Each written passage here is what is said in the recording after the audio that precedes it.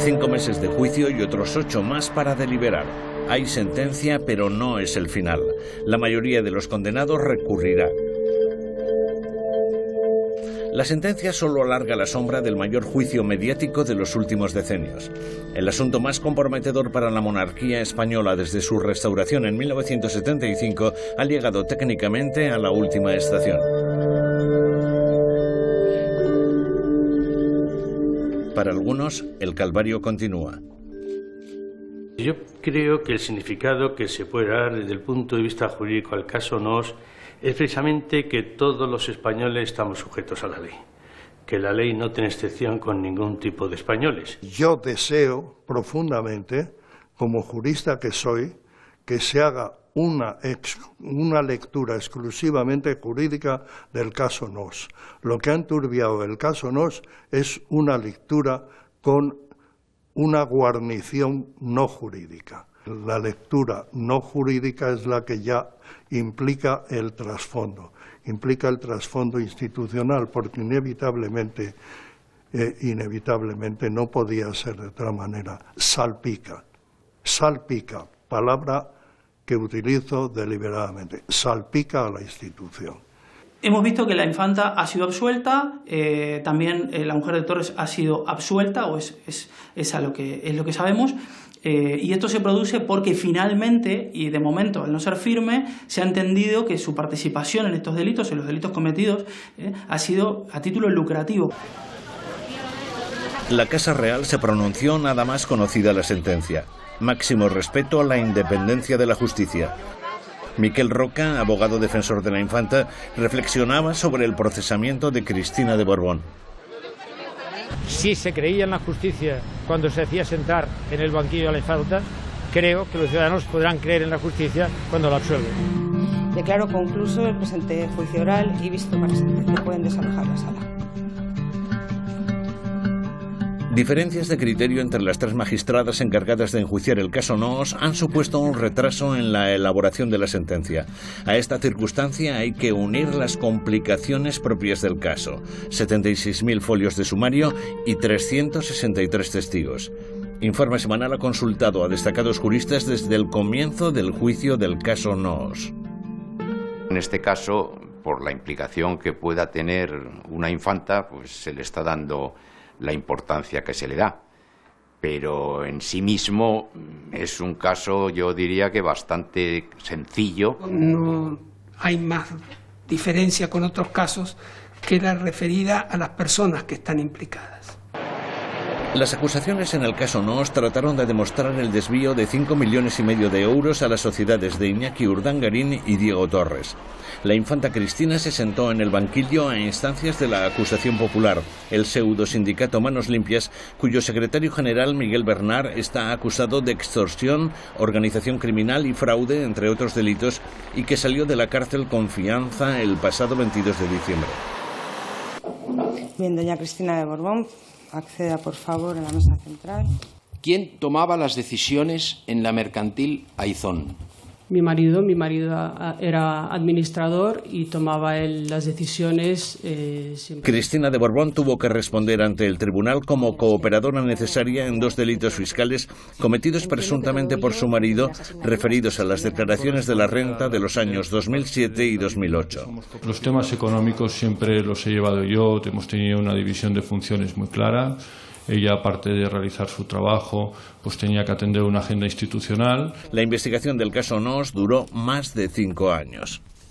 Con la nueva ley de enjuiciamiento criminal modificada hace unos meses, sería imposible que traspasase ese plazo de 18 meses, que sería el máximo de duración de una instrucción en un procedimiento penal en España. La instrucción de este procedimiento penal ha tenido algunas singularidades, vengo a decir inevitables, por la condición precisamente de la infanta Cristina.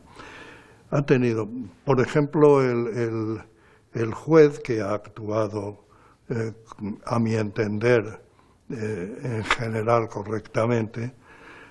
El juez gastó un año en investigar exhaustivamente a la infanta. No le puedo anunciar nada. Señores, perdonen y muchas gracias. A este respecto, la instrucción del caso Noos ha sido de forma indirecta paradigma de lo que se debe cambiar.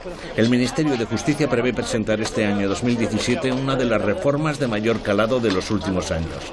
Dar a los fiscales la investigación de las causas penales en lugar de los jueces de instrucción.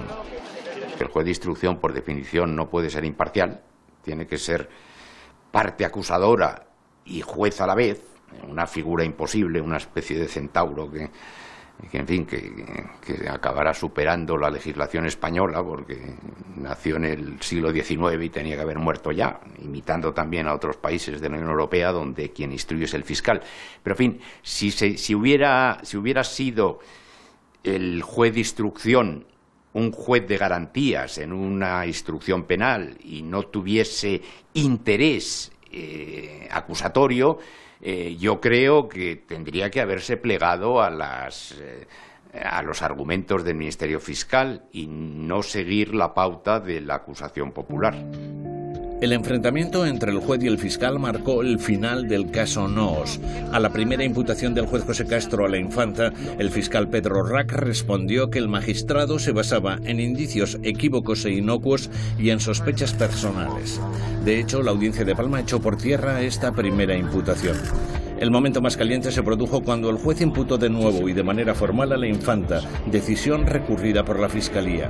Mientras el fiscal Orrac era acusado de seguir dictados políticos, el juez Castro disputaba la batalla mediática como ariete contra la corrupción.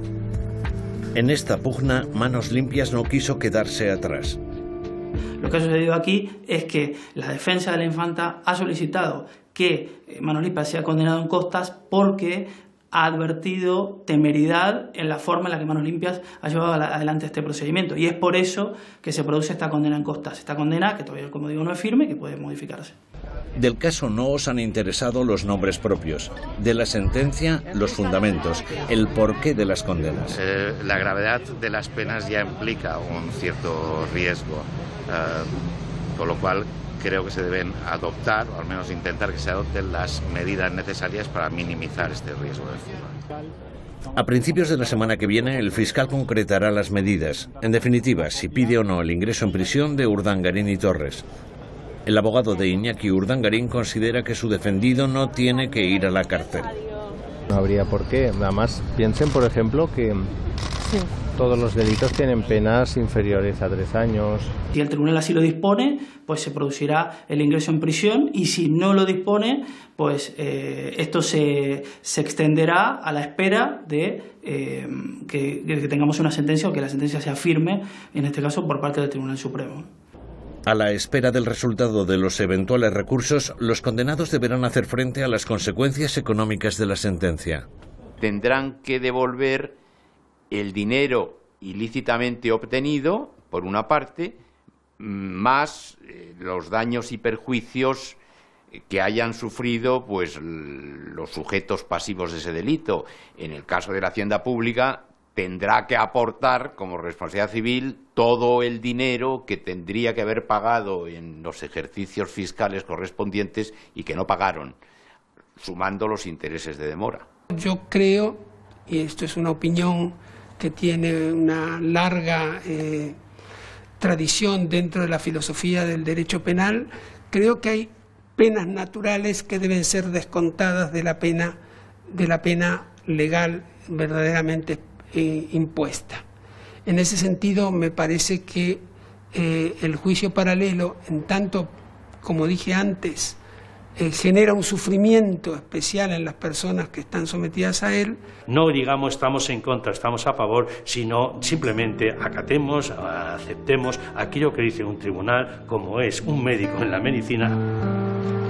La suerte está echada para los absueltos, alea y acta est. Los condenados tendrán la oportunidad de tirar de nuevo los dados y esperar el resultado de sus recursos. El caso Noos queda visto para otra sentencia, la de la historia judicial española.